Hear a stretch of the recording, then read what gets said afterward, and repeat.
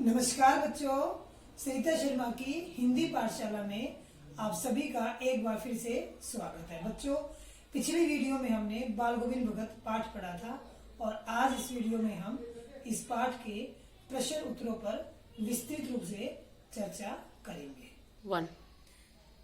तो चलिए शुरू करते हैं इस पाठ के प्रश्नों के उत्तर। पहला प्रश्न है, खेती बाड़ी से जुड़े गृहस्थ बाल गोविंद भगत अपनी किन चारित्रिक विशेषताओं के कारण साधु कहलाते थे। तो बच्चों, इसमें बड़े सटीक पॉइंट लिखते हैं, आपको ज्यादा घुमा फिरा कर लिखना है। नंबर 1, वे कबीर को अपना साहब मानते थे। वे कबीर के पदों को ही गाते थे और उन्हीं के आदर्शों व सिद्धांतों पर अपना जीवन व्यतीत करते थे। नंबर 2, वे सभी से खरा व्यवहार रखते थे। दो टूक बात कहने में कोई संकोच नहीं करते थे और न ही व्यर्थ में किसी से झगड़ा करते थे। नंबर 3, वे अन्य किसी की चीज को बिना पूछे व्यवहार में नहीं लाते थे। और लास्ट पॉइंट है बच्चों इसका, वे अपनी प्रत्येक वस्तु पर साहब का यानी कबीर दास जी का अधिकार मानते थे और खेती बाड़ी में जो कुछ भी पैदा होता था उसे पहले मठ में लेकर जाते थे और वहां से प्रसाद स्वरूप जो कुछ मिलता था उससे में अपना जीवन का गुजारा करते थे। इस प्रकार त्याग की प्रवृत्ति और साधुता का व्यवहार उन्हें सन्यासी की श्रेणी में लाकर खड़ा कर देता है, साधु की श्रेणी में खड़ा कर देता है। प्रश्न नंबर 2, भगत की पुत्र वधू उन्हें अकेला क्यों नहीं छोड़ना चाहती थी। सीधे सीधे इसके 3 या 4 कारण है बच्चों। भगत के पुत्र की मौत से आहत पतोहू अपना शेष जीवन भगत की सेवा करते हुए बिताना चाहती थी।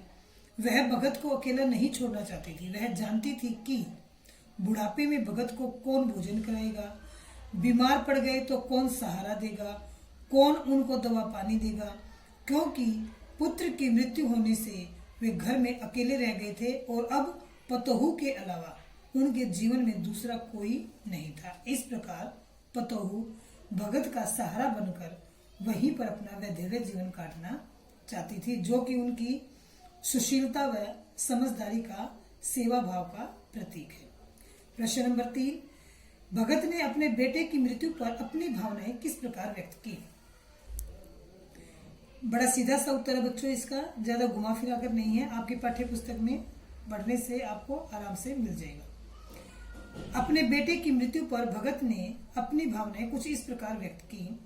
उन्होंने अपने पुत्र के शव को आंगन में चटाई पर लिटाकर सफेद कपड़े से ढक दिया और उसके सिरहाने एक दीपक जला दिया और उसके शव के ऊपर फूल और तुलसी दल बिखेर दिए। उसी के समीप आसन लगाकर बैठ गए और कबीर के पदों को गाने लगे, जिसमें आत्मा परमात्मा के मिलन का संदेश छिपा हुआ था, जीवन की नश्वरता का संदेश छिपा हुआ था। और साथ ही साथ पतोहू को समझाने लगे कि आत्मा परमात्मा में मिल गई है, यह रोने का नहीं उत्सव मनाने का समय है। और इस प्रकार उन्होंने अपनी भावनाएं व्यक्त की। प्रश्न नंबर 4, भगत के व्यक्तित्व और उनकी वेशभूषा का अपने शब्दों में चित्र प्रस्तुत कीजिए। इसका उत्तर देखिए बच्चों। बाल गोविंद भगत 60 वर्षीय मझोले कद के गोरे चिट्टे व्यक्ति थे। उनके बाल पक चुके थे यानी सफेद हो चुके थे। उनका चेहरा हमेशा सफेद बालों से जगमगाता रहता था, किंतु वे सन्यासियों की तरह जटाजूट बाल नहीं रखते थे। वे कपड़ों के नाम पर कमर में एक लंगोटी पहनते थे और सर्दियों के दिनों में बस एक कंबल और ओढ़ लिया करते थे। सिर पर हमेशा कबीर पंथियों जैसी टोपी पहनते थे। माथे पर रामानंदी तिलक लगा रहता था। गले में तुलसी की जड़ों की बेडोल माला वो पहनते थे और इस तरह वे साधु वेश में रहते थे। और साथ ही जो उनका जीवन था वो पूरी तरह से साधुता से परिपूर्ण था। व्यवहार में खरे थे, किसी के साथ झगड़ा नहीं करते थे और दो टूक बात कहने में हिचकिचाते नहीं थे, किसी की चीज को बिना पूछे छूते तक नहीं थे। प्रश्न नंबर 5, बाल गोविंद भगत की दिनचर्या लोगों के अचरज का कारण क्यों थी। बाल गोविंद भगत की दिनचर्या का प्रत्येक कार्य आश्चर्यजनक होता था, जैसे गृहस्थ जीवन में रहते हुए भी साधुता को न छोड़ना, मौसम की परवाह न करते हुए प्रतिदिन सुबह सुबह गांव से बाहर नदी पर स्नान करने के लिए जाना, दोनों समय कबीर के पद गाना, चाहे दांत किटकिटाने वाली ठंड हो, चाहे ज्येष्ठ मास की उमस भरी शाम हो, संगीत प्रेम को न छोड़ना और उपवास रखकर पैदल ही प्रतिवर्ष 30 कोस दूर जाकर गंगा स्नान करना और रास्ते में कुछ भी न खाना। और इतना ही नहीं, मरणासन स्थिति में यानी जीवन के अंतिम क्षणों में बुढ़ापा आने पर भी आवाज में वही कड़क वही नियम लोगों को अवाक किए बिना नहीं रहते थे। इस प्रकार उनकी दिनचर्या लोगों के लिए अचरज का कारण थी। पाठ के आधार पर बाल गोविंद भगत के मधुर गायन की विशेषताएं लिखी है। बाल गोविंद भगत के मधुर गायन और उनके संगीत का जादू लोगों के सिर चढ़कर बोलता था। जब वे गाते थे तो कबीर के सीधे साधे पद उनके कंठ से निकलकर सजीव हो जाते थे। उनके संगीत का आरोह अवरोह देखते ही बनता था। ऐसा लगता था कि कुछ स्वर सीधे स्वर्ग में जा रहे हैं और कुछ स्वर धरती पर आकर लोगों को रोमांचित कर रहे हैं, माहौल को चमत्कृत कर रहे हैं। जब वो गाते थे तो खेत की मेड़ पर खड़ी औरतों के होठ स्वाभाविक रूप से कंपकपाने लगते थे। हलवाहों के पैर विशेष क्रम में उठने लगते थे।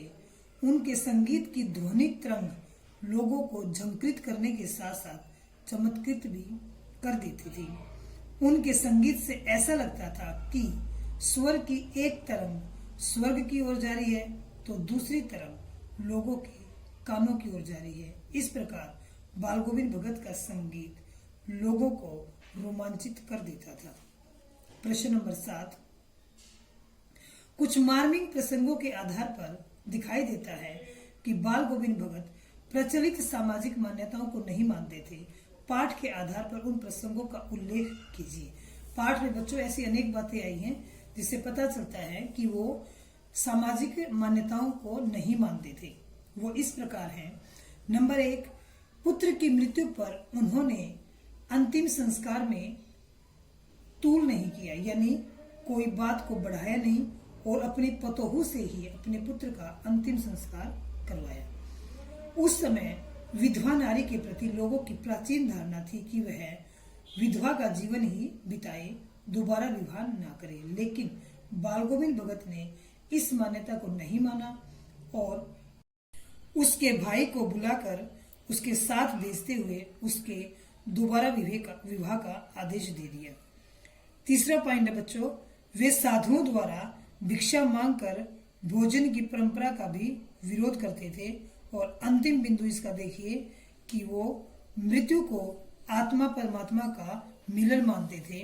उस पर रोने की बजाय वो उत्सव मनाने के लिए कहते थे। प्रश्न नंबर 8 जो कि आप इस पाठ का अंतिम प्रश्न है, धान की रोपाई के समय माहौल का शब्द चित्र। धान की रोपाई के समय भगत के स्वरों की गूंज से आसपास के लोगों के हृदय कुछ इस तरह मचल उठते थे। आषाढ़ मास की रिमझिम वर्षा, आकाश में बादल, ठंडी पुरवाई के बीच कहीं से कानों को झंकृत कर देने वाली स्वर लहरियां सुनाई देती थी, जो कि सिर्फ और सिर्फ भगत का संगीत होता था। नंबर 2, स्वर कान में पड़ते ही पानी में खेलते हुए बच्चे झूम उठते। खेत की मेड़ पर कलेवा लिए बैठी हुई औरतों के होठ स्वाभाविक रूप से कंपकपाने लगते। नंबर 3, खेतों में हल हाँकते हलवाहों के पैर एक निश्चित ताल में उठने लगते। नंबर 4, खेतों में रोपणी करने वालों की उंगलियां विशेष क्रम में चलने लगती। इस प्रकार आषाढ़ मास की रिमझिम में खेतों का जो दृश्य होता था, जो माहौल होता था, वो पूरा संगीतमय और लोगों को चमत्कृत कर देने वाला होता था। तो बच्चों, ये थे इस पाठ के प्रश्न उत्तर। वीडियो को लाइक करना नहीं भूलें और चैनल को सब्सक्राइब करना भी नहीं भूलें। जल्द ही अगली वीडियो लेकर हम हाजिर होंगे। धन्यवाद।